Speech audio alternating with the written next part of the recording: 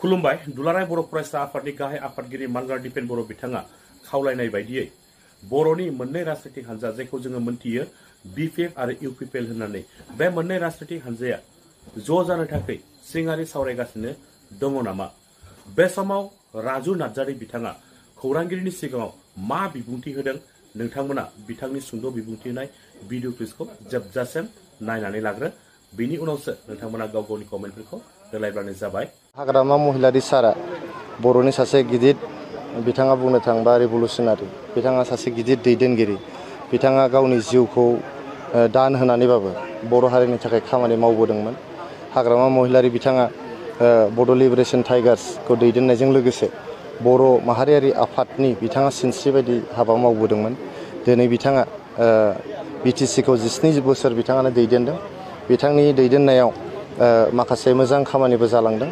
गतिके दिनै बिथाङा बड'लेण्ड पिपल्स फ्रन्ट बिपिएफनि बिथाङा आफादगिरि। गतिके आं खोनाबाय थादों जोंनि इउपिपिएलनि दैदेनगिरि आरो बिपिएफनि दैदेनगिरिफ्रा सावरायबाय थादों ज' जालायनायनि मोनसे लामाथिं आगान सुरदों होननानै आं खोनादों। बेखौ खोनानानै आं जोबोद रंजानाय मोनदों, जोबोद गोसोआव गोजोननाय मोनदों। जोंनि ओनसोलाव जोङो बर' हारिया मोनसे जोबोद फिसा हारि। बे फिसा हारियाव मोनथाम मोनब्रै मोनबा बेबायदि राजखान्थि हान्जा थानाया जोंनि थाखाय माने बियो सास्टेनेबल नङा। बेनि थाखायनो जुदि बिपिएफ आरो इउपिपिएल हान्जाया जयै माने ज' जालायलायनानै जुदि बे ओनसोलनि राजखान्थिखौ दैदेनोबा, बे ओनसोलनि समाजखान्थिखौ दैदेनोबा, बे ओनसोलनि जौगानायनि हाबाफारिखौ मावोब्ला आं सानो बेयाव जेबो हेंथा थानाय नङा आरो जों बर' माहारिनि थाखाय बियो मोनसे गिदिर मोनसे एचिभमेन्ट जागोन, गिदिर मोनसे जाफुंसारनाय जागोन। बेनि थाखायनो आं इसोरनाव आर'ज गाबदों दिनैनि दिनाव जे जोंनि हाग्रामा महिलारी सार दैदेननाय बिपिएफ आरो जोंनि प्रमद बर' सार दैदेननाय इउपिपिएलनि दैदेनगिरिफ्रा गावजों गाव जिरायलायनानै सावरायलायदों, ज' जालायनायनि खुस खाबास खालामलायदों। बियो आंनिल' नङा, साफ्रोमबो बर' रायजो राजाल' नङा, जोंनि बड'लेण्ड ओनसोलनि साफ्रोमबो रायजो राजानि मोनसे रंजानायनि खौरां।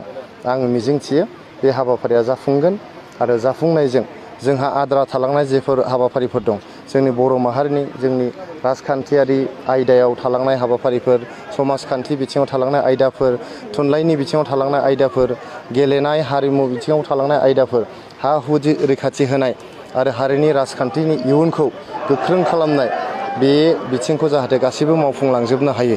फिसा फिसौ सार्थखौ नागारनानै जोंनि दैदेनगिरिफ्रा जाहाथे गोसो मिलायलायनानै ज' आखाइ हमलायलायनानै जाहाथे खामानि मावलायनो हायो, बेखौनो आङो दैदेनगिरिफोरनिसिमबो खावलायहरदों आरो आङो आफा इसोरनाव। बे समाव मोनसे खोथा बयनिसिमबो आङो फोरमायनो सानदों आरो जोंनि इउपिपिएलनि दैदेनगिरिजों लोगोसे रायजो राजाफोरनिसिम आङो मोनसे खोथा फोरमायनो सानदों।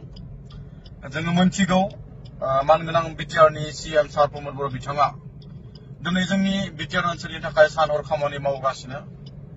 नाथाय दुखु गोनां बाथ्राया बेसो, जेब्लासिम बिटिआरनि चिफ सार प्रमद बर' बिथांजों ओएसडि डक्टर फुकन बसुमतारिया थाबाय थागोन, बियो थाबाय थायोब्ला जोंनि इउपिपिएलनि हान्जाया गोबां खहानि लामायाव।